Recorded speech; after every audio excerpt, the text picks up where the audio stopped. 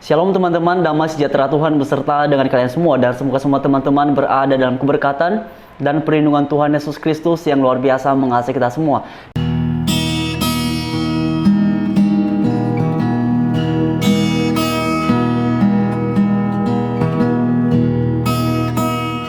Nah teman-teman sekalian, dalam bagian ini kita akan sama-sama menanggapi mengenai klaim yang disampaikan oleh seseorang, dan sekarang beliau ini sudah menjadi mualaf.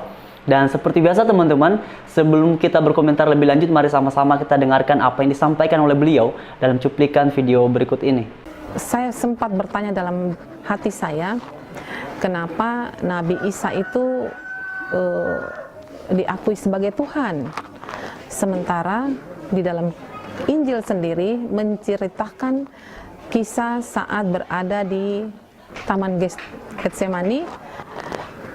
Nabi Isa berdoa, Eli, Eli lama sabatani. Tuhan, Tuhan, di manakah Engkau? Nah teman-teman sekalian, sebelum lebih lanjut kita dengarkan mengenai pernyataan beliau ini. Dalam bagian ini saja beliau ini telah salah. Mengenai ungkapan Eli, Eli lama sabaktani, itu diucapkan oleh Tuhan Yesus ketika sudah berada di atas kayu salib. Dan dalam bagian ini beliau mengatakan ini doa Tuhan Yesus ketika berada di Taman Getsemani. Bahkan juga mengenai arti dari kata Eli, Eli lama sabaktani ini, beliau salah mengartikannya, sebab ungkapan Eli, Eli lama sabaktani artinya Allahku, Allahku, mengapa engkau meninggalkan aku. Nah teman-teman sekalian, makna teologis dari ungkapan ini sudah pernah saya jelaskan di video-video sebelumnya, dan dalam bagian ini saya hanya mengulang secara sekilas saja. Nah teman-teman sekalian, ungkapan ini terdapat di dalam Matius pasal 27 ayatnya ke-46, dan hal ini dikutip oleh Tuhan Yesus dari perjanjian lama, tepatnya di dalam kitab Mazmur pasal 22 ayat yang kedua. Jadi mengapa kemudian Tuhan Yesus mengutarakan hal seperti ini? Ini untuk menggenapi apa yang sudah dinubuatkan di dalam kitab Mazmur pasal 22 ayat yang kedua. Nah teman-teman sekalian, makna dari ungkapan ini merujuk kepada kondisi Tuhan Yesus yang sedang menanggung keberdosaan manusia di atas kayu salib, yang seharusnya hal yang demikian ditanggung oleh manusia. Tetapi sebagaimana sudah dikatakan di dalam Alkitab Yohanes pasal 3 ayat yang ke-16, tujuan dari kedatangan Tuhan Yesus ke dunia adalah untuk menyelamatkan manusia. Dan proses untuk merealisasikan tujuan itu seperti yang dialami oleh Tuhan Yesus. Dan ini terjadi karena kasih-Nya yang besar kepada manusia. Lalu kenapa kemudian berkata, Eli, Eli lama sabaktani, Allahku, Allahku, mengapa engkau meninggalkan aku? Ingat, ini adalah seruan Tuhan Yesus dalam kondisinya sebagai manusia yang sedang menanggung dosa manusia. Dan teman-teman, sebagaimana dikatakan oleh Alkitab, Allah itu kudus dan tidak bisa dekat, tidak bisa bercampur, tidak bisa ada hubungannya dengan sesuatu yang berdosa. Tetapi karena Allah mengasihi manusia, perhatikan apa yang dikatakan di dalam Yohanes pasal 3 ayat yang ke-16. Karena begitu besar kasih Allah akan dunia ini, sehingga Ia telah mengaruniakan anaknya yang tunggal, supaya setiap orang yang percaya kepadanya tidak binasa tetapi beroleh hidup yang kekal. Dan inilah yang sedang dikerjakan oleh Tuhan Yesus dalam keadaannya sebagai manusia di atas kayu salib. Itu ya teman-teman maknanya, dan mari kita lanjutkan. Saya kembali berpikir, kalau Nabi Isa itu Tuhan, kenapa dia berdoa kepada Tuhan lagi?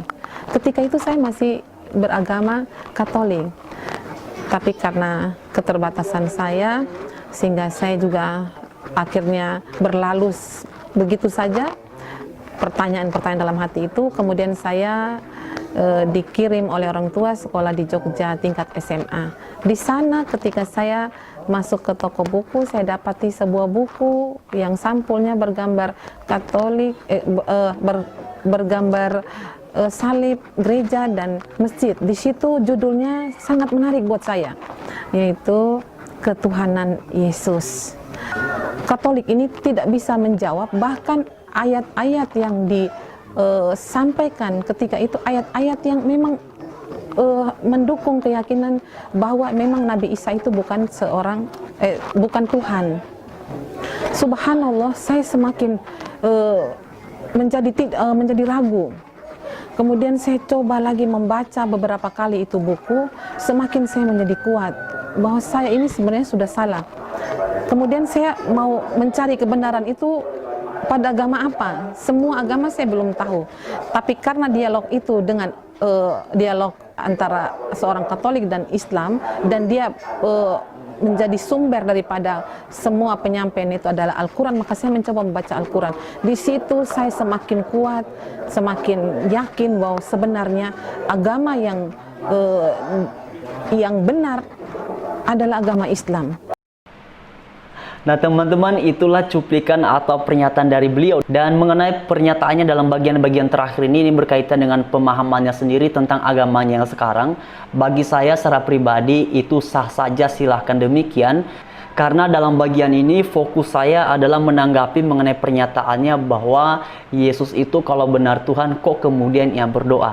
Nah teman-teman sekalian, karena dalam bagian ini beliau ini juga sedikit berbicara tentang keyakinan iman Kristen, maka dalam bagian ini saya rasa kalau beliau bisa berbicara tentang iman Kristen, masakan sih kita nggak boleh. Dan oleh karena itu saya berharap video ini akan ditonton oleh beliau dan kemudian berkenan untuk menjawab pertanyaan saya, karena di dalam agama Islam diyakini bahwa Al-Quran itu diturunkan oleh Allah kepada Nabi Muhammad melalui malaikat Jibril. Kalau nggak salah durasinya adalah 22 tahun 2 bulan 22 hari.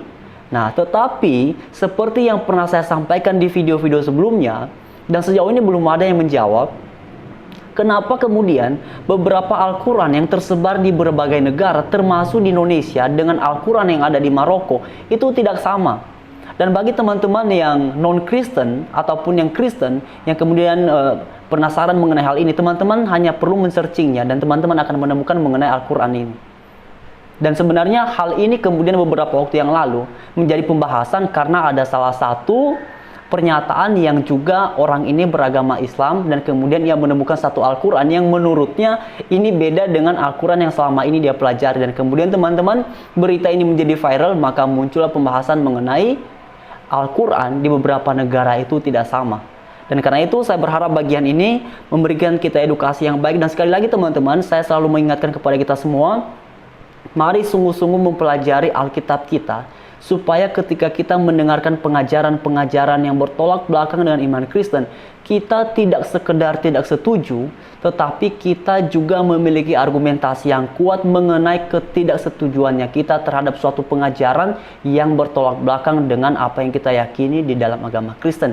Dan pada akhirnya, Tuhan Yesus memberkati kita semua. Haleluya. Shalom.